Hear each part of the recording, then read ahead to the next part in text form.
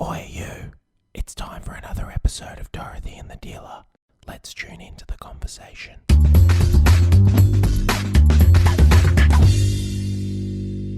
Oh, I have a song that me and Ollie do all the time. Ready? Oh, this is so cute. This is so cute. Okay, this is the funniest fucking song. So, one day I hear, I can't remember who sang it. Actually, can you look it up and tell me who sang it? And it's a whoop whoop. It's the sound of the police. Whoop whoop. It's the sound of the beast. Whoop whoop. It's the sound of the police. Whoop whoop. It's the sound of the beast. And when I do this, so I'd be in the kitchen and like I will just randomly go whoop whoop, and all you go, it's the down to the bleed, and I go whoop whoop, it's the sound of the beast. So Sound of the Police is by KRS-One. But I'll do it in a restaurant and I'll go whoop whoop, and all you go over the other side of the restaurant and go, it's the down to the police, and he'll yell it at me. I've heard him do it in the car. It's so funny, cute. Mate. And he doesn't even know what he's saying, but he just, and all the time he'll say to me, Dad, can you put on Down to the Police? And I'm like, it's Sound of the Police on. Yeah, can you put on Down to the Police? So I have to play it on YouTube all the time because he just loves it. Cute. Very, very, very cute. So we were going to talk today a little bit about work ethic, and because I see so many people are sold, especially in the digital world at the moment, right? And I watch it on Facebook, and I watch, because we deal a lot with business people and high-end business people, and one of the things that I've noticed that people are continuously sold on this thing of, hey, you can get a digital business, and you can be working like 10 hours a week and earning like $2 million a year. You can be earning like $100,000 a month. And in some cases it's not even that amount. It's like you can be on $170,000. I watch these guys stepping out of cars, and they've got these cameras, and they're going, if you can just, you can work a small amount of hours and you can get this business on it. And I just feel that people need to understand that is fucking delusional for 95% of people in business. 95% of business. People have to understand that there are times that business has balls on it. Absolutely has balls on it. It is so tough at times. And I know in my business it is so tough at times. We run a couple of different companies. I personally have a couple of different companies. And there are times when it is fucking hard. And unless you're putting the hours in, you're getting smashed. I'd Ange just be saying to me at, 7 o'clock at night, 8 o'clock at night, put the phone down, because I just have business on my mind all the time. It's on my mind. I wake up with it, I got to sleep with it. I wake up with it, I got to sleep with it.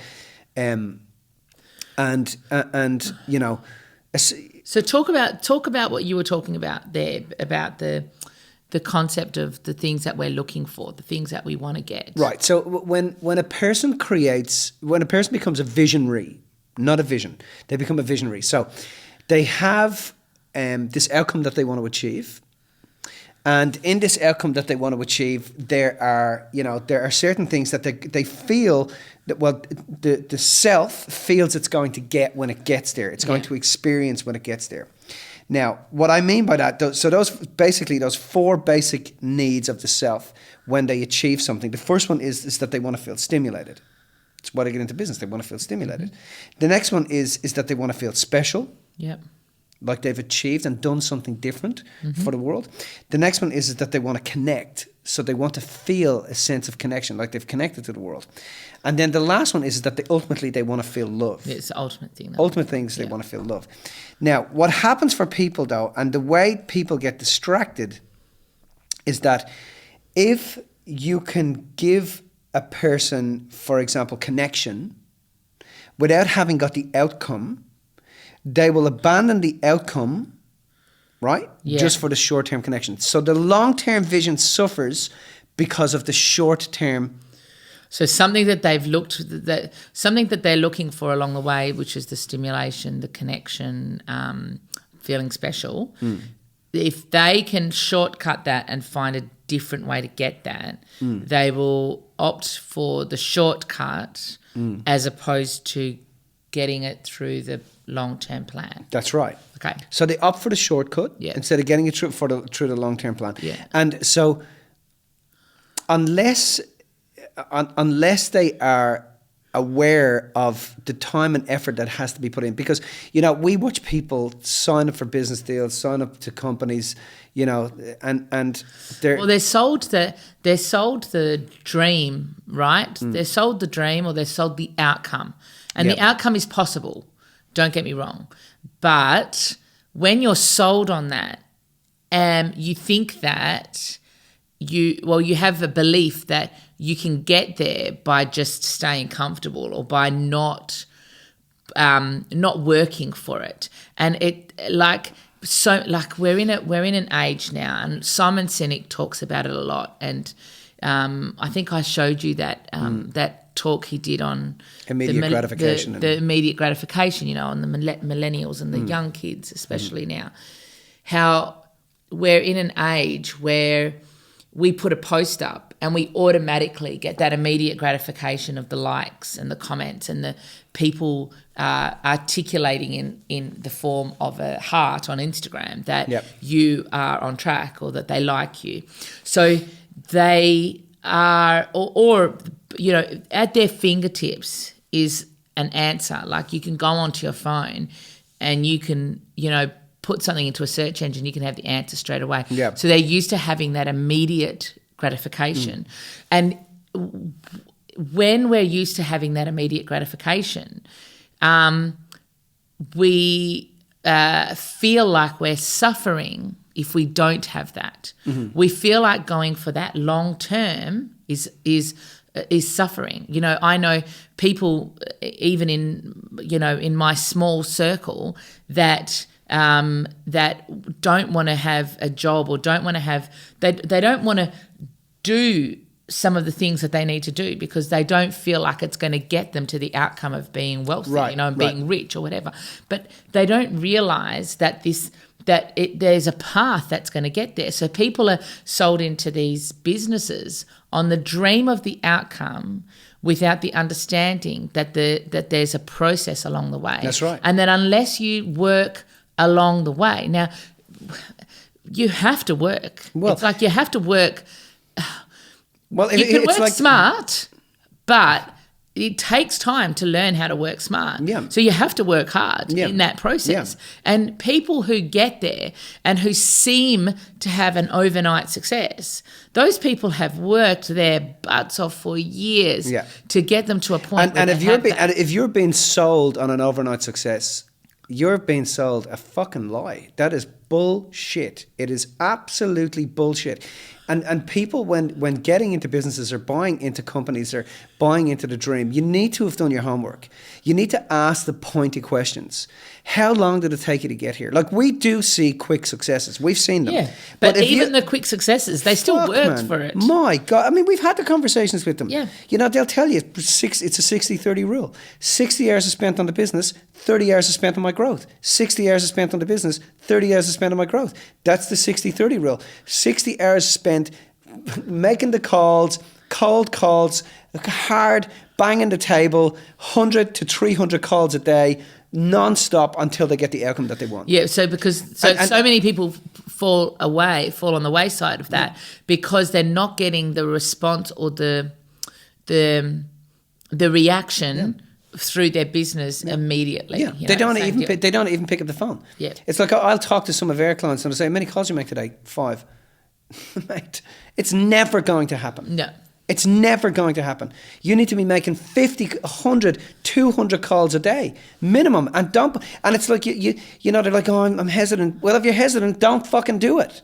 Don't do the business because you're just going to torment the shit out of yourself. Forget about it. You got to be pulling the trigger, and you got to pull the trigger on your business. And let alone you got to pull the trigger. You got to keep pulling the fucking trigger over and over and over and over and over and over again because eventually you're going to hit it. Yeah. So I think that. So one of the delusions then is that that we can achieve this without doing anything different, without shifting our mindset, and without shifting our. Because it's not just about mindset. It is. Mindset plays a massive role, right? But we can shift our mindset and still sit on the couch. Oh, yeah. Right? So it's not about just shifting your mindset. You have to have a clear understanding of the actions that you need to take. And like, you know, I don't know how else to explain it, but if you think you can sidestep that in any way, shape or form, you are gone. And if you're being sold on the delusion to do that, you can forget about it. Yeah. So if you, like, we were just talking about The Rock and we were talking about Mark Zuckerberg there a minute ago.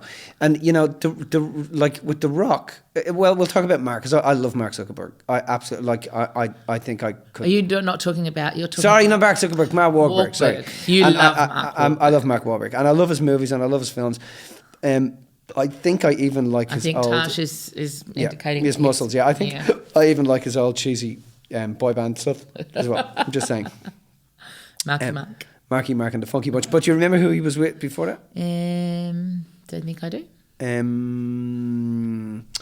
can't remember. It'll come to me in a minute. Let's see if we can research that, will you? And so he was part of a boy band. But he was totally. Mark was part of a boy band. So, but the thing about Mark is Mark goes to bed at 7:30 every night, and he gets up at 2:30 in the morning, and he trains. And then he has breakfast, makes dinner, lunch for the guys, and then he goes back and he trains again, and then he gets into work, and that's his work ethic. But you see, you have to understand they're doing the things that they love within that time period. I think this is being the sold. The point. thing is, you know, you can do if you can do, you know, you can get more with less. It's fucking nonsense. But you have to be doing it because you love it. Yeah, Does and that make sense? I think that's now the key, right? So I'm walking in here and I did a little Instagram story this morning as I walked in, just saying I'm so grateful. Like I was having a moment on my way in here today, thinking about back in the teaching days. Now, don't get me wrong, I loved teaching and I loved the kids, but I didn't like all the red tape and all the other stuff that came with teaching, you know. And which is why I wanted to leave. I just didn't feel like I could do that forever. But in that space, it was very much like, you know, the 9 to 3 at school, but then the amount of time you had before school, after school, weekends, holidays, working, you know, and I felt like there was no freedom. And I was driving in today thinking how I'm so grateful that I get to have a job where I can come in and I can talk all day. All we're doing today is just chatting and having a conversation. We're getting paid for it, right? Yeah. That's pretty cool.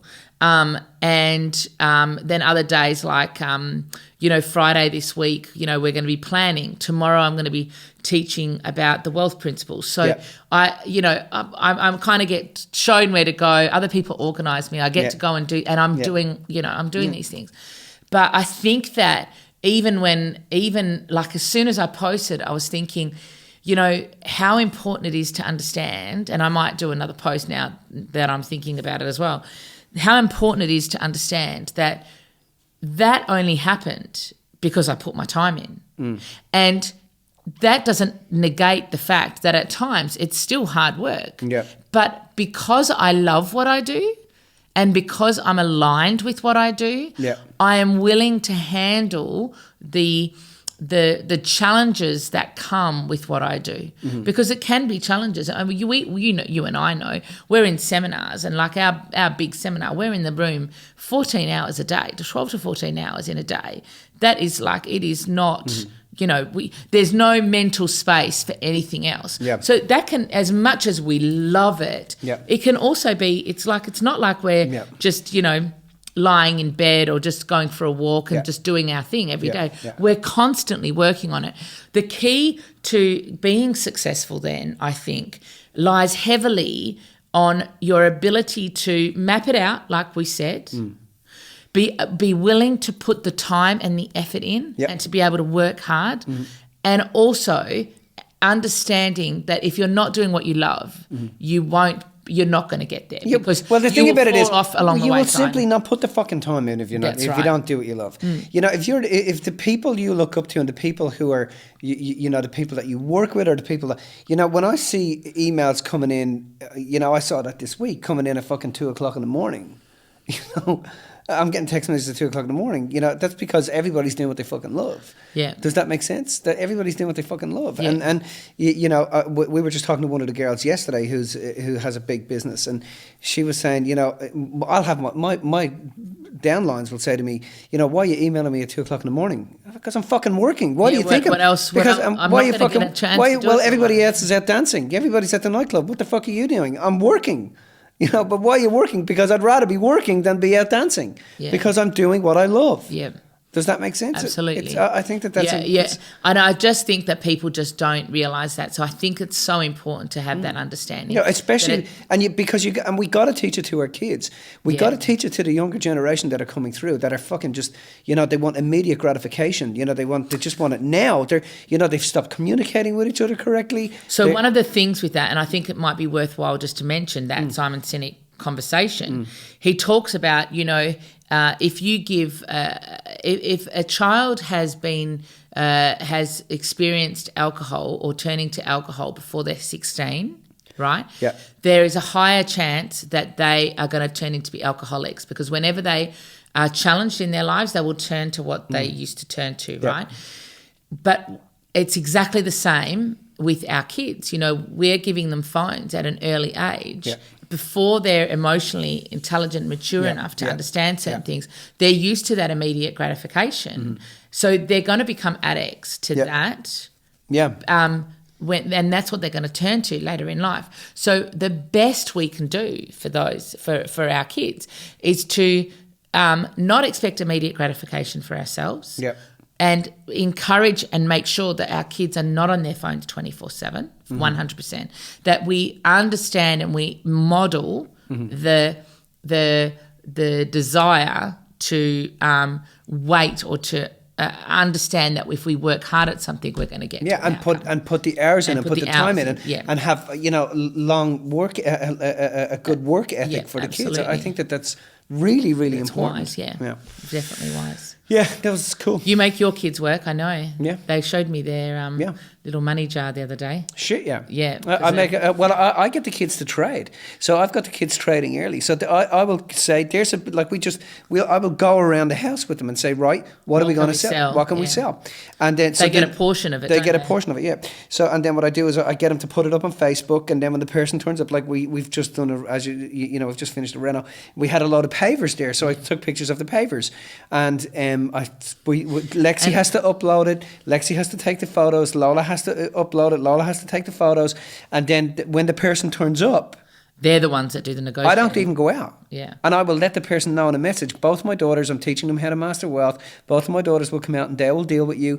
They will take the money off you. They will, if there's any further haggling, they will take care of it. So the other thing that you've been doing, I noticed lately as well, is getting them into the garden. Yeah. Like the three of them. Get them out of the house. Getting them out of the house. And so I give them I called you one day and Oliver was asleep at like 5:30 because you'd wrecked in ragged in the garden. I blew him up. I blow them up. That's what I want to do. But I love that. And they loved it. Like they're telling me about it. They love it because it's easy for them to escape into a movie or whatever. And they love having their little friends around. But they also love getting in and doing that because they've been taught at a young age that it's good to do that. And but the money jar went missing the other day. Did it? Yeah. So I knew how much cash was in the money jar. There was like $300. I counted it the other day. There was $370 originally. Quite a bit. And I was like, "Where's?" Because they'd been doing some sales, so $370. So I said, "Give me the money jar." And no, there was something on at the school. There was a And they're like, Lola couldn't hold her wee. Like literally, Lola. She couldn't hold her piss. And so Lola comes down. She goes, "Okay, so I've got $50 and I'm bringing it to school. I'm just letting you know." And I'm like, $50 from where? From the money jar. I'm like, "What are you talking about? $50 from the money jar?" No, I've got 50. And so is Lexi. Lexi's looking at Lola, going, "What? Shut up! Don't tell them." What have they done? I go in and count the money, and there's $170 in the money jar. They've got $50 each, and there's $100 missing. I'm like, "Where's the money gone out of the money jar?" "Oh, we've been taking it to school." And lending. We might need to work on the wealth principles a bit more with them. Lending money to their buddies, without interest. You can lend money, but it's got to have compounded interest. You know what I mean? Yeah, we might have to have a conversation with them. Finally, the thing we're doing this weekend is we're looking for some garage sales. And we're going to go out and we're going to take the money and we're going to buy some stuff from the garage sales and we're going to bring it back and we're going to put it up on Facebook and flog it. And sell it. Yeah, absolutely. Okay. Why not? Cool. give some people. Get them working, mate. That's Get right. them working, yeah. That's right. That's right. What does Ollie sell? Well, He's cute. Yeah, Ollie. I don't know. Ollie. I don't know. Ollie has more of an Instagram. He gets more likes on Instagram. We put pictures of him up than. I know we put little like nuggets of gold information, and nobody comments. No. You put a picture of Ollie up, and everyone's like, "Oh my god, he's so cute." I know. Anyway, he's a cutie. Yeah. So, but Instagram. Make sure you're following us on Instagram. There's some cool stuff there. all right, that's it. Yep. Finished. High five. Ooh.